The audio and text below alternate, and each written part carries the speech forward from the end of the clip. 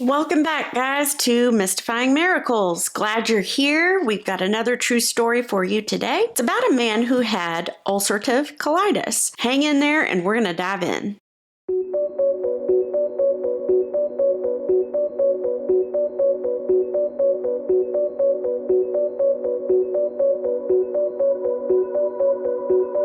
In September of 2011, a man named Erinn Schalm, he was admitted to the hospital in Spring Hill, Florida. He was at his wit's end because he had been dealing with this debilitating disease that he was diagnosed with just a few months prior called ulcerative colitis. To shorten it, we'll call it UC for the rest of the story. Now, UC comes about when a person's body starts attacking their own lower digestive tract. And that causes ulcers, which then results in persistent bleeding and diarrhea, not to mention the cramps and just awful pain. Now, again, he had just been diagnosed just a few months prior, and he was already being admitted to the hospital. So you know right off the bat, that's not good. You see, Erinn had developed ulcers. Erinn had sores that had developed. Now, normally, patients with UC, the sores and the ulcers and everything, that's usually contained or just within like the colon. Erinn's sores had erupted, and his weren't just in his colon like most UC patients. They were from the esophagus all the way down to his rectum. So throughout the whole digestive tract. Erinn, he was also just 28 years old, so he was young and vibrant, and this disease in just a few months had taken a toll on his body. He was severely malnutrition. His weight at this point was 125 pounds. And in addition to all the physical symptoms, he was struggling emotionally and psychologically because just a few months prior, before his diagnosis, he was an outdoors kind of guy. He liked camping and everything you can think of, kind of an outdoor activity he loved, and he did it often.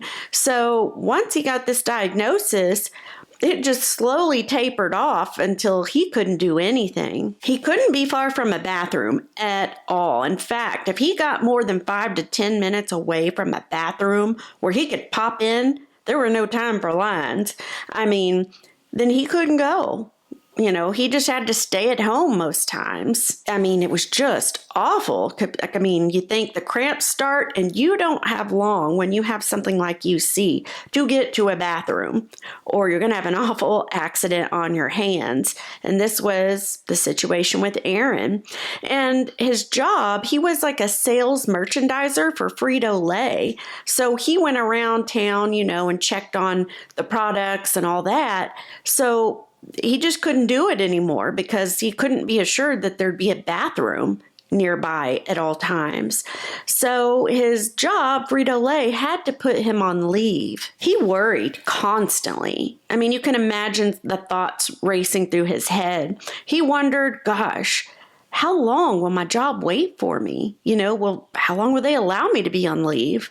Not to mention, he worried about what woman would ever love him with that kind of a condition. So he was scared. Doctors tried all kinds of medicines to try to help the inflammation going on in his body, but it just didn't help that much at all. They even tried what are called powerful immunomodulators, but that all failed too. Every last treatment, it just didn't seem to work. Doctors knew, and in fact told Erinn, that they had never seen a case this bad. And the next step in Erinn's treatment, per se, was to try one last thing.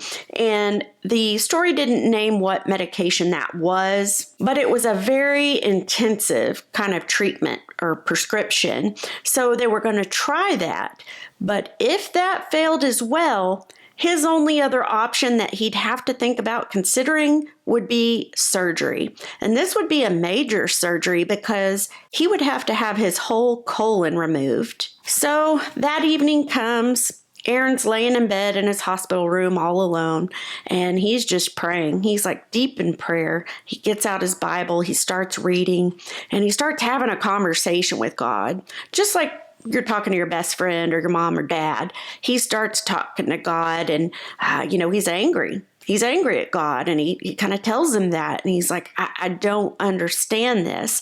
Like, why do I have this? I'm young. Why is my life being upended? And, he goes through the conversation and just talking that night to God.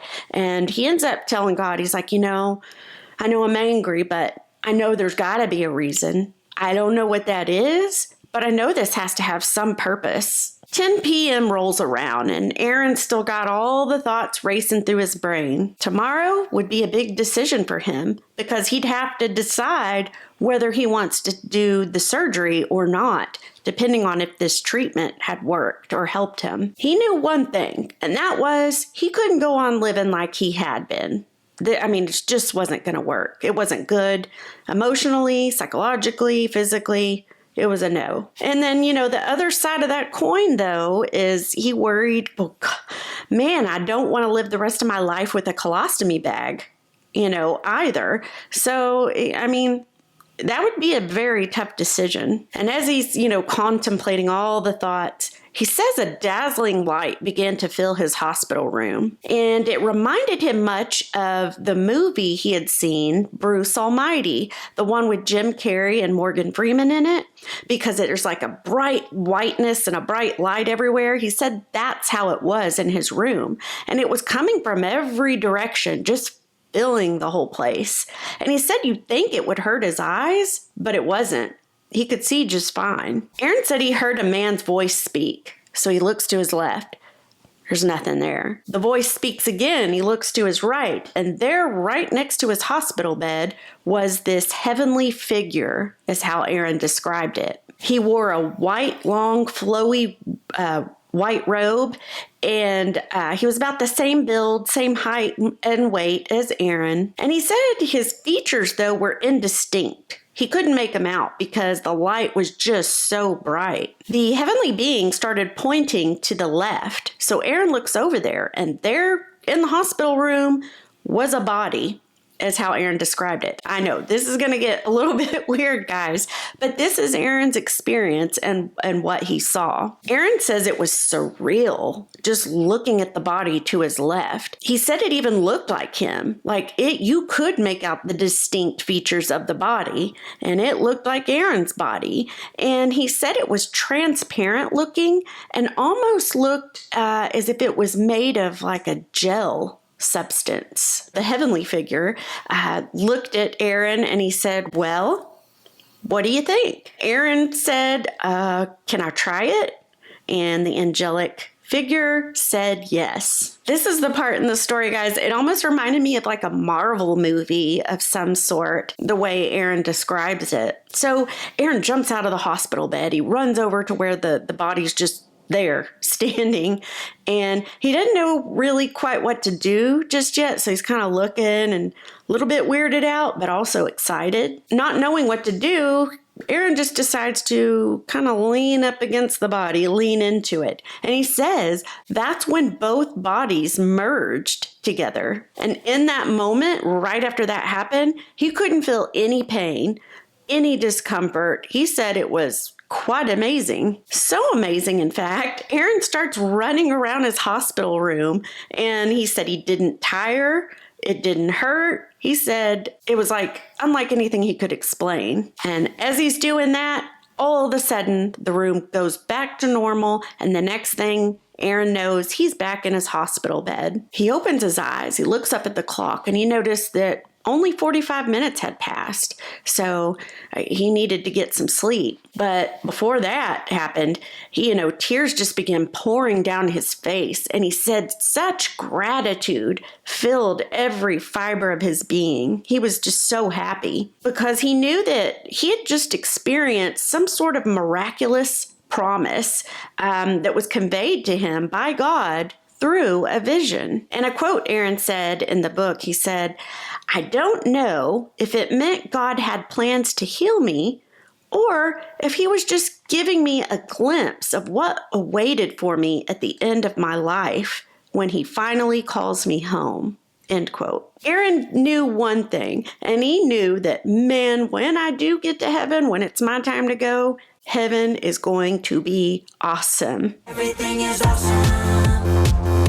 30 minutes passes, and Erinn says he didn't feel any discomfort or pain. However, shortly after that 30 minutes, gradually and slowly, the pain and discomfort started to come back. And he said all those familiar sensations that he knew all too well, they were back. And that's when Erinn kind of finally retired for the night and fell asleep. The following Monday comes and Erinn makes his mind up. He's going to go the surgery route. He's got to. I mean, there's really no other choice. So the doctors, they went ahead and scheduled his surgery a week out from that Monday. The Sunday comes before his surgery's to take place the next morning, and the gastro doctor comes in to do kind of like one last examination. He starts feeling all over Erinn's abdomen. He's checking for swelling and tenderness, and Erinn says he had this like perplexed, just this confusing look on his face as he's doing the exam. And he told Erinn, "It's strange. 3 days ago when I gave you this examination, you know, your colon was feeling hard and you had a lot of tenderness and pain and whatnot and swelling." He's like, "But I don't feel any hardness at all. There's no swelling. It's very odd for you." So the doctor decides to do a round of tests to be done before the surgery, just, to see how things are going. So Monday morning comes. Erinn's folks come up to the hospital just to give comfort, support, and to pray with him before his surgery is to begin. At 8 a.m., Erinn was finally given his general anesthesia to get him to sleep so that they could do the tests and then the surgery. So the doctors would be doing one last look at his lower GI first, so a colonoscopy, just to see, and then if all looked well, they'd roll him straight into surgery to remove the colon. Time passes. It's later that day when Erinn wakes up. And immediately he says he felt great. He was already better. No pain or discomfort again. He was feeling fine. And he thought to himself, wow, that was fast. He didn't think he'd wake up feeling that good. And then the thought occurred to him like, oh, you know what? I bet it's the lingering effects of the anesthesia. Once that wears off, I'm sure I'll feel it. But he didn't care. No matter what was causing it, he felt great. And that was something he didn't feel very often. Shortly thereafter, Erinn's just kind of thinking in his own thoughts. And he starts looking, at his own body and feeling himself. And he realizes, wait a second. The surgery didn't take place because he didn't have a colostomy bag or anything like that. So he's like, what in the world? Then, shortly thereafter, the gastro pops back in. And he's got the colonoscopy results from earlier that morning. And he told Erinn, I wanted to go over these with you. And the doctor, quote, tells him, well, I can't believe it.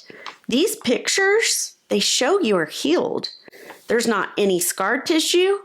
And it's as if you never had UC at all, end quote. Immediately, Erinn's parents, they're in the room with them. So his dad just starts bawling, like tears of joy. And Erinn says he had never seen his father that way, just crying like that. His family knew that instant that God had heard their prayers and he had done a miracle in Erinn's life. The doctor, though, he wasn't so sure about that. He was, sketchy about that. But it didn't matter because his family knew. And that's all that mattered. They knew what God did. And they laughed and cried together that day. The family did. They were just overjoyed. Erinn actually left the hospital later that afternoon. It was against medical advice because the doctors were still perplexed. They didn't know what was going on, and they actually wanted to keep Erinn there for a few more days to do more tests and to make sure he was okay. But Erinn was like, nope, I know I'm healed. I'm going home. And so He was discharged and he left. A few days after that, Erinn sees his coworkers and he's able to go back to work.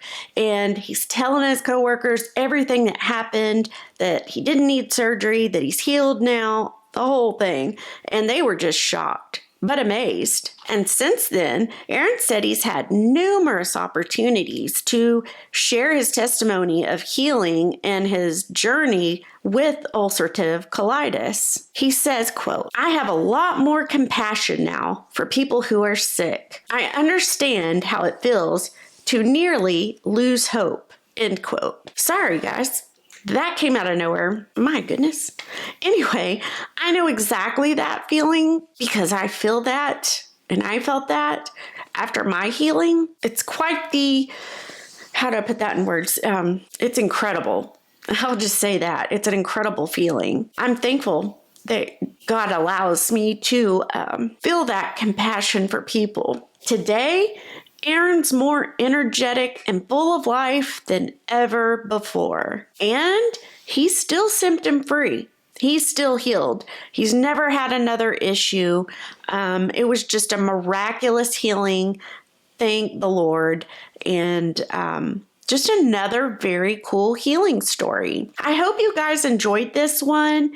And for you guys, I know I've said this before, that struggle with chronic disease or illnesses, I feel you, and I'm sorry. And if there's anything I can do to pray for you, let me know. If you don't mind putting it in the comments, or if it's an unspoken prayer, even you don't want to say all the details, that's fine.